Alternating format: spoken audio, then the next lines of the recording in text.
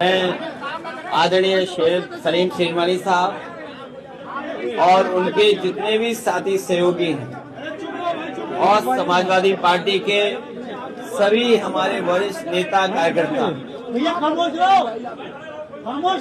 जो हम सब लोग आज रोजा अफ्तारी में शामिल होने आए हैं, यही हमारे देश की सबसे बड़ी पहचान है कि हमारे अपने सब लोग मिलकर के सदियों से इसी तरह मिलजुल करके लोग रहे हैं। हम लोग मिलकर के त्योहारों पर गले मिलते हैं और हमारे जो त्योहार हैं, अगर हम ईद पर त्योहार पे गले मिलते हैं तो होली पर भी गले मिलते हैं।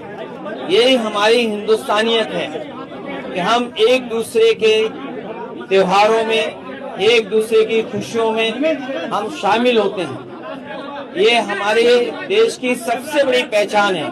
हमारा देश एक गुलदस्ते की तरह है जिसमें कई रंग के फूल हैं।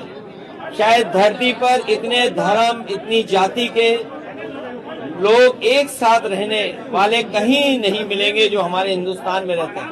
और फिर प्रयागराज में ये शुभ कार्यक्रम में, एक अच्छे कार्यक्रम में, एक गले मिलने के कार्यक्रम में, एक दूसरे से परिचय और हमारे एक दूसरे के खुशी में शामिल होने का, और वो भी त्रिवेणी मठ संगम शहर में, प्रयागराज में, मैं धन्यवाद देता हूं। और हमारी हिंदुस्तानियत ही बची रहे। यही हिंदुस्तानियत हमें, हम सब लोगों को आगे लेकर के बढ़े। अमन, चैन, खुशी, एक दूसरे पे भरोसा, एक दूसरे के लिए हम त्याग, यही हमारी संस्कृति की पहचान है। और हमें भरोसा है कि जिस तरीके से सदियों से हम लोग त्योहार मनाते आए हैं, एक दूसरे से गले मिलते रहे हैं, हम हर त्योहार में एक दूसरे से गले मिलकर के हिंदुस्तानियत को और मजबूत बनाएंगे। मैं धन्यवाद देना चाहता हूं और ये हमें उम्मीद थी कि कोर्ट से उन्हें न्याय मिलेगा, लेकिन हमें आपको सबको सावधान रहना चाहिए। ये बीजेपी की साजिशें इतनी है कि हर कदम पर वो अपने विरोधी को झूठे मुकदमों में फंसाते हैं। न केवल यहाँ पर हमारे पूज्य शंकराचार्य जी को न्याय मिला है, बल्कि दिल्ली में भी पूर्व मुख्यमंत्री अरविंद जी को भी, उनको भी न्याय मिला है।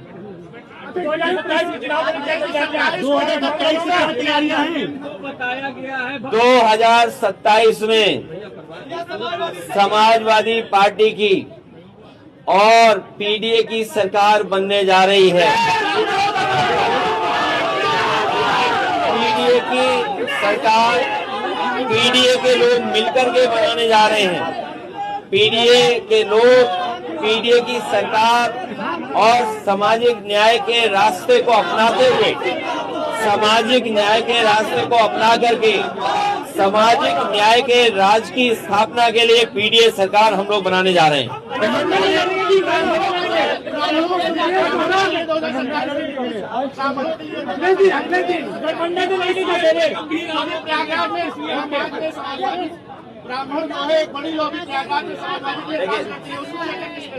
मैं अपने पत्रकार साथी से कहना चाहता हूं, बहुत महत्वपूर्ण सवाल उठाया उन्होंने।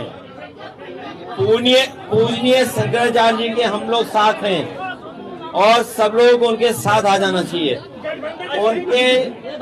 उनको सम्मान दिलाने के लिए, उनके साथ जो जिस तरह का व्यवहार हुआ है, उन्हें पीड़ित किया गया, दुखी किया गया, अपमानित किया गया, तो उसके साथ हम सब लोग आए। हम जो पीड़ित, दुखी, अपमानित होगा, वो कोई होगा, हम उसके साथ हैं। 2027 में आप सरकार का चल रहे हैं, इससे पहले भी आप आए थे, ये इलाहाबाद था, अब कुछ और हो गया, क्या इलाहाबाद फिर होगा? प्रयागराज, इलाहाबाद, त्रिवेणी संगम, हम इतिहास बना सकते हैं। इतिहास बदलता नहीं है, इतिहास नहीं बदलता और ज्योग्राफी नहीं बदलती। ज्योग्राफी नहीं बदलती, इतिहास नहीं बदलता। हम कितना भी नाम बदल लें, लेकिन इलाहाबादी अमरूद रहा है। अभी प्रयागराज अमरूद नहीं बन पाया है। उनके विदेश दौरे के बारे में क्या कहेंगे? मुख्यमंत्री विदेश दौरे हमारी संस्कृति और हमारे यहाँ परंपरा ये है कि हम विदाई के बाद घूमने जाते हैं, विदाई के बाद कहीं घूमने जाते हैं। ये पहली सरकार है, हमारे मुख्यमंत्री हैं जो विदाई से पहले ही घूमने चले गए। और अभी सुनने में आया है कि जेपीएनआईसी की सफाई होना शुरू हो गई है। जयप्रकाश जी, याद कीजिए उनकी संपूर्ण क्रांति, और यही बीजेपी जिस समय इन्हें समाजवादी लोगों के लिए समाजवादी विचारधारा के रूप में अपने आप को जनता के बीच में रखना था, तो जेपी की तस्वीर लगा करके इन्होंने अपना पहला अधिवेशन किया था, जिसमें इनके पहले प्रधानमंत्री अटल बिहारी वाजपेयी जी प्रधानमंत्री जो बने वो अध्यक्ष बने थे। तो जब इन्हें समाजवादी चिंतक बनना था तो जेपी को इस्तेमाल किया, जेपी के नाम को, तस्वीर को। आज जेपी की सफाई हो रही है वहां पर जेपीएनआईसी की, ये साबित करता है कि अभी अंदर फिर बाहर और अंदर उसके बाद सरकार जाने वाली है।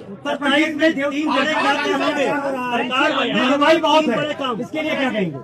बीजेपी हटेगी तो महंगाई कम होगी, बीजेपी हटेगी तो रोजगार मिलेगा, बीजेपी हटेगी तो न्याय मिलेगा, न्याय के साथ साथ रोजगार मिलेगा।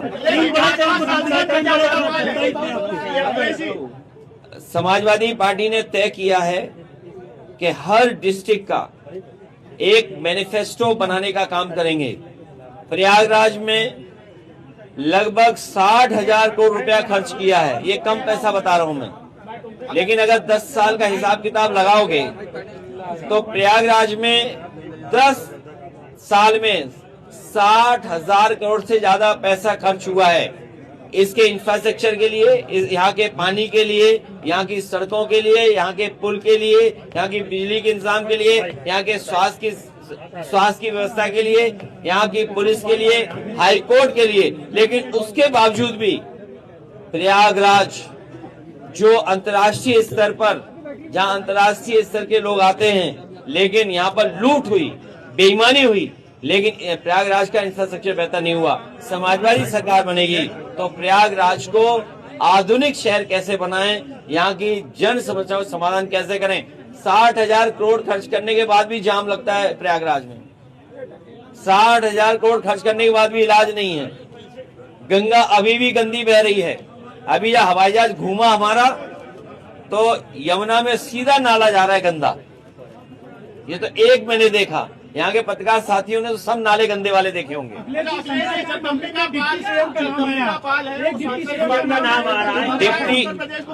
डिप्टी सीएम, यही तो देखिए क्या हाल है, एक पूरब जा रहा है, एक पश्चिम जा रहा है,